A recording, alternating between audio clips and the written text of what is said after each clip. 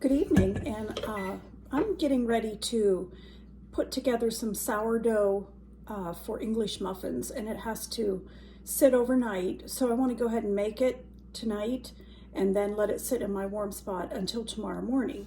So I'm ready to get started with this, and I need a half of a cup of my starter. So I'm going to go ahead and get that.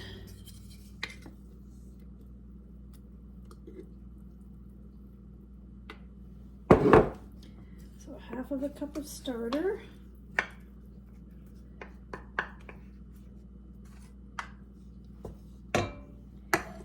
Tablespoon of honey.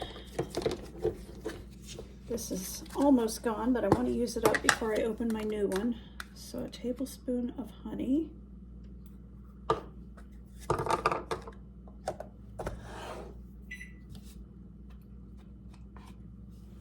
Okay.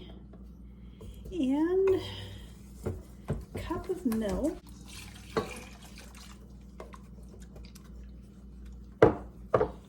And a teaspoon of salt.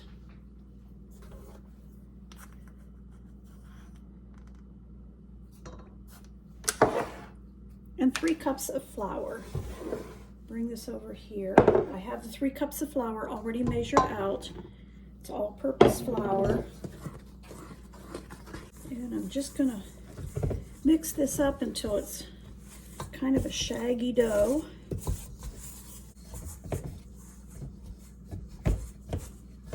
Okay. All right, now I'm just going to cover that, let that sit for about a half hour or so, and then we'll knead it some and put it in the warm spot for the night. Okay, this has been sitting for, a little over 30 minutes. So I'm gonna put it out onto the board here on some flour, and I'm going to knead it.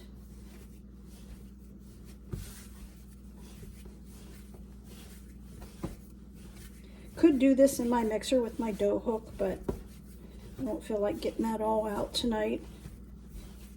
And besides, there's something about kneading dough that feels good. As I knead it, I can feel it becoming more stretchy. Okay, I've been kneading this for a while. It's nice dough. I'm gonna go ahead, I have this bowl oiled, and I'm gonna put this down in it and then roll it in it so that all of it is covered with some oil. I'm gonna cover this and put it in my warm spot and leave it there for probably about 12 hours. And that'll be in the morning, and so then we'll make the English muffins. Good morning. I left the dough that I mixed up last night for English muffins. I kept it up in my warm place all night, and now it's time to work with it again. And this is the dough.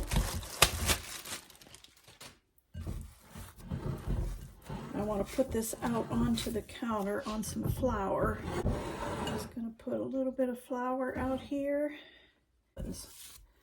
So we'll get this bowl out of the way. That's a nice dough. Okay, I'm not going to get the rolling pin out. I'm just going to work with it with my hands. Before I put it onto this mat on my tray here, I want to put some cornmeal on it. That'll keep it from sticking.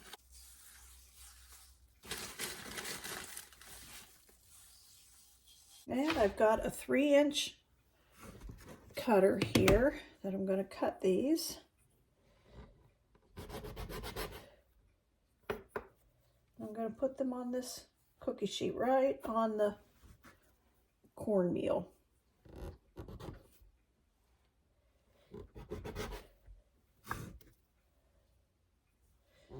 Now I have some more cornmeal here, and I want to sprinkle some on top.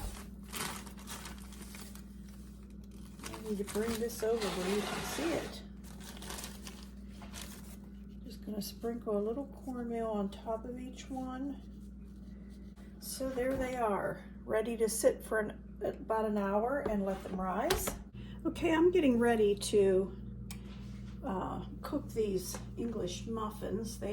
I've let them rise for over an hour. I have this on, it's a little bit warmer than just low. My low is very cool, and I needed a little warmer than that. I have mine like a number, just about a number 2. I don't know what your stove is like, but that's what mine is. And I'm gonna put 4 of these in here.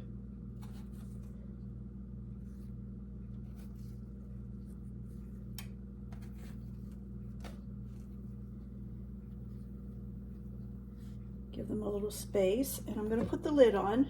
Cook them about 4 minutes aside. Okay, I'm going to flip these.